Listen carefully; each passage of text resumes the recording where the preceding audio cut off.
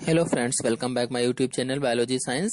आज हम आप लोगों को इंटर की बुक से विभिन्न कंपटीशन में पूछे जाने वाले मोस्ट इंपॉर्टेंट क्वेश्चन और उनके आंसर को बताऊंगा।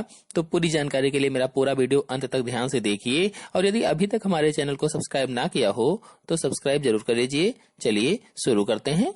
पहला प्रश्न है, रेखित परंतु अनैच्छिक पेशियां किसमें पाई जाती हैं? फेफड़ों में, वृक्कों में, हृदय में, रोमाभि में।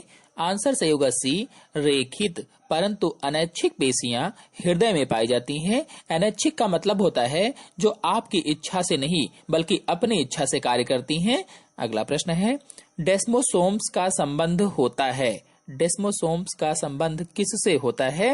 आंसर सही होगा डी, कोशिकाओं के परस्पर जुड़ने से इसका संबंध होता है।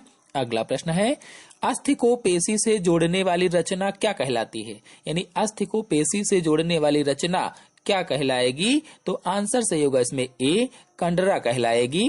तो पेशी को हड्डी से या पेशी को अस्थि से जोड़ने वाली कंडरा कहलाती है, और इसी प्रकार स्नायु जो होती है वो हड्डी को हड्डी से जोड़ती है, अर्थात हड्डी को हड्डी से जोड़ने वाली स्नायु कहलाती है। अगला प्रश्न है, लंबे एक केंद्रकीय तथा तर्क रूप के आकृति के पेशी तंतु होते हैं। लंबे हो, एक ही केंद्रक हो और तर्क रूपी हो, ऐसी आकृति के पेशी तंतु कौन से होते हैं? तो ऐसी आकृति के पेशी तंतु मूत्राशय की दीवार में पाए जाते हैं। आंसर सही होगा डी वाला। अगला प्रश्न है, हिस्टियोसाइट्स होती है रुधिरोत्पादक, मैक्रोफेजेस, उत्सर्जी कोशिकाएं, ये सभी। आंसर सही होगा बी, हिस्टियोसाइट्स मैक्रोफेजेस होते हैं। अगला प्रश्न है, उपास्थियों का पुनरुद्भवन होता है। उपास्थियों का पुनरुद्भवन कहाँ होता है? तो आंसर इसमें सही होगा डी, इनमें से किसी भी नहीं। अगला प्रश्न है, लाल अस्थिमज्जा इनमें से किस हड्डी में होती है? लाल अस्थिमज्जा किस में पाई जाती है? आंसर सही होगा सी, हाथ पैरों की लंबी हड्डियों में लाल अस्थिमज्जा पाई जाती है। अगला प्रश्न है, किन जंतुओं में लंबी हड्डियां खोखली होती हैं और ठोस भाग में परस्पर जुड़ी नलियां होती हैं?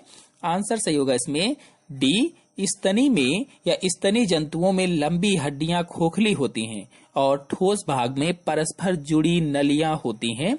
अगला प्रश्न है, स्तनियों में हिस्टामिन का स्रावण करने वाली कोशिकाएं कौन सी हैं? स्तनधारियों में या स्तनियों में हिस्टामिन का स्रावण करने वाली कोशिकाएं मास्ट कोशिकाएं होती हैं। आंसर सही होगा बी वाला। अगला प्रश्न है, प्रभासी अर्थात हाइलाइन उपास्थिका मैट्रिक्स होता है।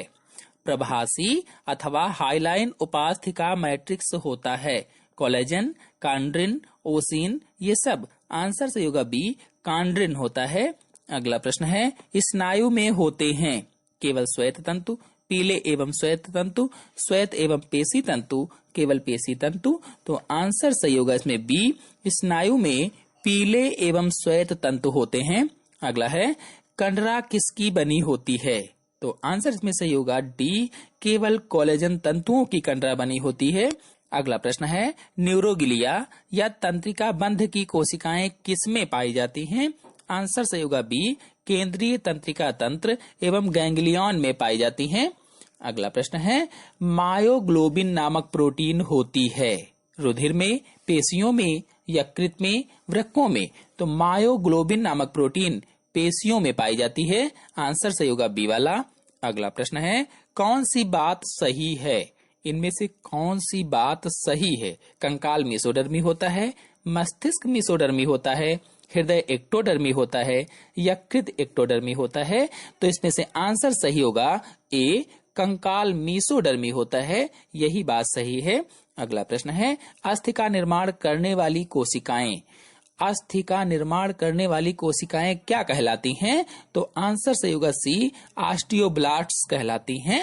अगला प्रश्न है, मूत्राशय की दीवार के भीतरी स्तर की उपकला होती है। उपकला अर्थात एपिथीलियम, मूत्राशय की जो दीवार होती है उसके भीतरी स्तर की एपिथीलियम कौन सी होती है? रोमाभि, अंतर्वर्ती, सल्की, तंत्रिका संवेदी। आंसर सही होगा बी, अंतर्वर्ती या ट्रांजिशनल होती है। अगला प्रश्न है, त्वचा पर चोट लगने के बाद इसका पुनरुद्भवन किसके द्वारा किया जाता है? सल्की उपकला, चर्म, देह भित्ति की पेशियां, घनाकार उपकला। तो त्वचा पर चोट लगने के बाद पुनरुद्भवन का मतलब होता है पुनः से वही फिर से बन जाए, फिर से सही हो जाए, तो ये होता है घनाकार उपकला के द्वारा। अगला प्रश्न है, इनमें से कौन सा लिम्फाइड अंग नहीं होता है? थाइमस, तिल्ली, टांसिल्स, यकृत। आंसर सही होगा डी, इसमें से यकृत लिम्फाइड अंग नहीं होता है, बाकी सारे लिम्फाइड अंग होते हैं। अगला प्रश्न है, स्तनियों में कुप्फर कोशिकाएं किसमें पाई जाती हैं?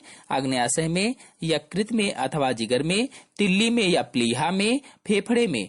तो आंसर सही होगा स्तनियों में कुप्फर कोशिकाएं या कुप्फर सेल्स यकृत अथवा जिगर में पाई जाती हैं। अगला प्रश्न है, मीसोथीलियम नामक एपिथेलियम स्तर किसके चारों ओर होता है अथवा किसके चारों ओर पाया जाता है? देह गुहा के, गर्भाशयी गुहा के, आहार नाल गुहा के, रुधिर वाहिनियों की गुहा के। तो मीसोथीलियम नामक एपिथेलियम स्तर देह गुहा के चारों ओर पाया जाता है। आंसर सही होगा ए वाला। अगला प्रश्न है, स्तनियों की लंबी हड्डियों में उपस्थित आड़ी नलियां, स्तनियों की लंबी हड्डियों में उपस्थित आड़ी नलियां वेल्कमान की नलियां होती हैं या वोल्कमान की नलियां कहलाती हैं। अगला प्रश्न है, टाइल्स की भांति परस्पर सटी, पतली और चपटी कोशिकाओं से बनी उपकला कहाँ पाई जाती है? जैसे टाइल्स होती हैं उस तरह से परस्पर सटी, पतली और चपटी कोशिकाओं की उपकलाएं या एपिथेलियम कहाँ पाई जाती हैं?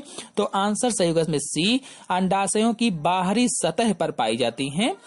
अगला प्रश्न है, शरीर में फास्फोरस की मात्रा सबसे अधिक किसमें होती है? शरीर में फास्फोरस की मात्रा इनमें से सबसे अधिक किसमें होती है? अस्थियों और दांतों में, केवल दांतों में, केवल अस्थियों में, कोशिकाओं में। आंसर सही होगा ए, अस्थियों एवं दांतों में शरीर में सबसे अधिक फास्फोरस की मात्रा पाई जाती है। अगला प्रश्न है, एंडोथीलियम कैसी कोशिकाओं की बनी होती है? सल्की, घनाकार, स्तंभी, रोमाभि। आंसर सही होगा ए, एंडोथीलियम सल्की कोशिकाओं की बनी होती है। अगला प्रश्न है, स्तन ग्रंथियां होती हैं हेलोक्राइन, मीरोक्राइन, एपोक्राइन, इनमें से कोई नहीं। तो स्तन ग्रंथियां मुख्य रूप से एपोक्राइन होती हैं। आंसर सही होगा सी वाला। अगला प्रश्न है, हिस्टामिन का स्रावण करने वाली कोशिकाएं होती हैं यकृत में, संयोजी ऊतक में, वृक्कों में, फेफड़ों में। तो हिस्टामिन का स्रावण करने वाली कोशिकाएं संयोजी ऊतक में पाई जाती हैं। आंसर सही होगा बी वाला। अगला प्रश्न है, स्नायु एवं कंडराएं कैसे ऊतक होते हैं? उपास्थल, पेशीय, अस्थिल, संयोजी। तो स्नायु एवं कंडराएं संयोजी ऊतक होते हैं। अगला प्रश्न है, हृदय की पेशियों को कहते हैं अरेखित पेशियां, कंकालीय पेशियां, हृदय पेशियां, संयोजी पेशियां। तो हृदय की पेशियों को हृदय पेशियां कहा जाता है, अर्थात हृदय पर पाई जाने वाली पेशियां हृदय पेशियां कहलाती हैं। अगला प्रश्न है, हैवर्सियन नलिकाएं होती हैं सशक की लंबी हड्डियों में, स्कांस श्रेणी की सरल स्पंजों में, स्तनियों की अंतःकरणों में, कशेरुकाओं के कशेरुक दंड में। आंसर सही होगा ए, सशक की लंबी हड्डियों में हैवर्सियन नलिकाएं पाई जाती हैं या होती हैं। अगला प्रश्न है, हड्डियों को परस्पर जोड़ने वाला तंतुकीय ऊतक होता है वसा ऊतक, कंडरा, स्नायु, पेशी ऊतक। तो हड्डियों को परस्पर जोड़ने वाला तंतुकीय ऊतक स्नायु होता है। आंसर से होगा सी वाला। अगला प्रश्न है, रेखित पेशी तंतु में होते हैं अनेक केंद्रक, केंद्रक नहीं, एक केंद्रक, दो केंद्रक। तो रेखित पेशी तंतु में अनेक केंद्रक होते हैं। आंसर सही होगा ए वाला। अगला प्रश्न है, पेशियां जो थकती नहीं हैं, यानी ऐसी कौन सी पेशियां हैं जो थकती नहीं है?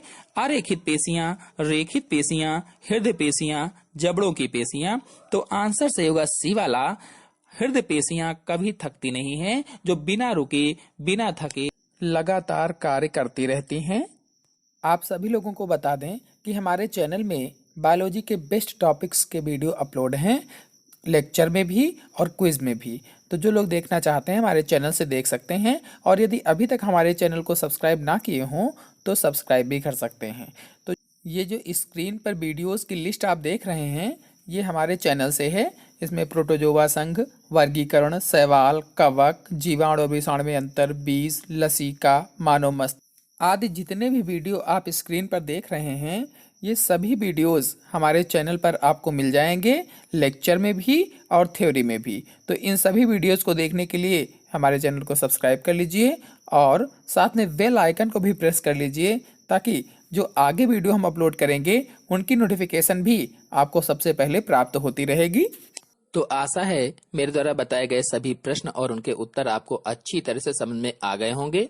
तो आज के अंक में इतना ही। अगले अंक की जानकारी के लिए मेरे चैनल को सब्सक्राइब कर लीजिए और साथ में बेल आइकन को भी प्रेस कर लीजिए, ताकि अगले वीडियो की नोटिफिकेशन भी, उसकी जानकारी भी आपको सबसे पहले प्राप्त हो जाए। धन्यवाद।